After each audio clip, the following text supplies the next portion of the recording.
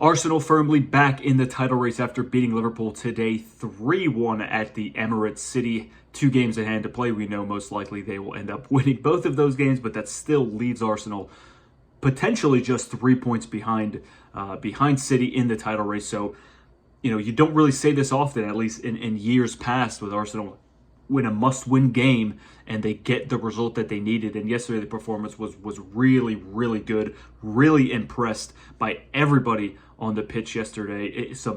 Definitely some individuals who stood out, and we'll talk about that a bit later on. But overall, really good performance. The manager, the way Arteta set the team up, it was perfect. That's a team, obviously, Liverpool, 16 games unbeaten. They didn't have a sniff. I don't think they had a shot. I can't say that, but they had very few shots on goal. The only goal that they scored was an own goal. I thought David Raya did well in all aspects of the game, so shout out to David Raya. But before we get into too much of that, you look at the reaction of what's going on with pundits like Jamie Carragher and Gary Neville specifically. It's again, we'll touch on it a bit later on the video, but I just want to say Arsenal this season unbeaten against this so-called top 6. TNT Sports saying Arsenal's expected goals today against Liverpool is the most that they've ever faced in a Premier League game. So for everyone who likes to doubt Mikel and whether or not he's the right man for the job, that talks about a new contract, etc., they are extremely quiet after games like this. You don't really hear a peep about it. Obviously, there's lots of negativity, before the game. Lots of "I can't wait to say I told you so," and after which they all basically vanish. It's a really sad bunch of people. Clearly, he's the man for the job. For me, it's been obvious since day one. If you can recognize charisma and someone who's as motivated as he was to come in, he could have took the job 2 years prior, but spent 2 extra years under Pep Guardiola, obviously learning a whole bunch. And as Pep has said himself, taught him just as much as he taught Mikel, I think. So, is it enough to win the league? I don't know. Personally, I think from what we've seen with Man City, specifically, I don't know if it's possible. I think we have too many drops in form, individual lacking performances. But, again, having said that, the way we played today, I've said this in videos before, time and time again, it sets a standard, and you always have to come back to games like this and you go, why can't we play like this all of the time? I understand you're going to lose games, but you can lose games and play well. Liverpool, that wasn't the case today. They didn't play well at all. Very unlike them. The mistake between Alisson and Virgil van Dijk, extremely unlike them. Luckily we were there to capitalize on that. But we saw Odegaard pressing for 90 minutes. Rice was his usual self. Jorginho, for me, clear man of the match. And QER surprised me as well coming in at halftime. Don't know if that was a tactical substitution or perhaps Zinchenko picked something up. We don't know. Havertz was superb, I think, up front. That obviously he should have put that away. Was lucky Saka was there for the rebound. Obviously, he can improve in front of goal and his goals, etc. But we know he's doing much, much more. He bullied Konate, and he really, really gave Van Dijk an extremely hard time. His work rate, he made the defense helpless at times. He found space. He ran into the space. He was quick on build-up. So for me, Havertz was very, very good today situationally. The awareness he brought to the game was superb, and I just thought overall really, really strong game from Havertz.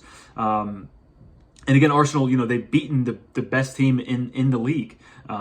Sky pundits, everyone else, like I said earlier, Carragher, Chris Sutton, all these players, coming after Arsenal, complaining and bitching about, Richard Keys as well. Of course, it's unreal hate. And it's getting really, really boring.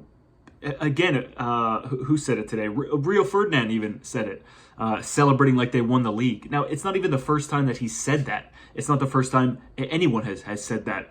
And I've said it before, it's so boring. Are these the standards of punditry in England? It lacks creativity. It's almost insulting. It's like when like you're watching a movie, somebody trips and falls and they go, "Oh, I'm okay." And it's like that tripe has been used for 20 years, 20 plus years. It's not creative. It's not funny. It's maybe it's for kids, right? And that's how this punditry comes off. It's childish. Why can't Arsenal celebrate? Look at the video Ian Wright just put out. I mean, I just watched the entire thing. Why can't Arteta celebrate?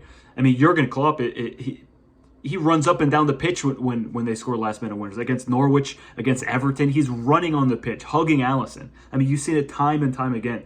But Arteta can't run alongside the pitch, high-fiving fans, high-fiving his staff.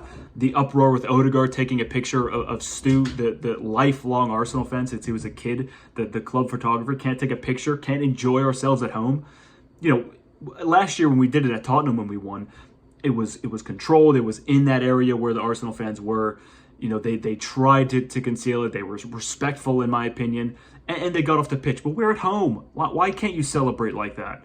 You know, and again, you go back to the Micah Richards quote, which of course Granit Xhaka is infamous for reciting. And it seems like, you know, when it's Arsenal, everyone wants to bungle in, I think he said. And you know, speaking about Spurs, they were doing a lap of honor with 7 games played with their children on the pitch. 7 games played. Nobody had anything negative to say about it, probably except Arsenal fans.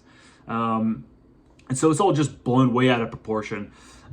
You know, they're more than welcome to continue hating on Arsenal. There's a clear agenda. How many pundits? I mean, seriously. Richard Keys, Chris Sutton, Jamie Carragher, Gary Neville. I think Roy Keane was pretty neutral. But he doesn't typically bite for stuff like that. Although I can't say that. I won't give anybody the benefit of the doubt. But it's only Arsenal they come and attack.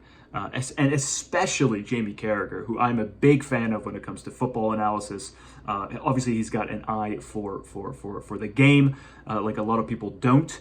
Usually unbiased, I will say that, but he's hurt after that game, obviously. Jurgen Klopp's sort of reign is coming to an end at the end of the season, and it's probably a little bit scary to think that the next coach can hit the levels that Jurgen Klopp has. And even in saying that, 1 Premier League title in 8 years, 1 Champions League title in 8 years. Don't get me wrong, it's extremely impressive. You're going up against Man City, and if it wasn't for Klopp, who knows what the state the league would be in. But the standards of punditry, especially from Jamie Carragher. I mean, this is a guy who infamously was yelling, "Look at Jurgen Klopp," when he ran onto the pitch after celebrating the goal against Everton, hugging Alisson in the middle of a game.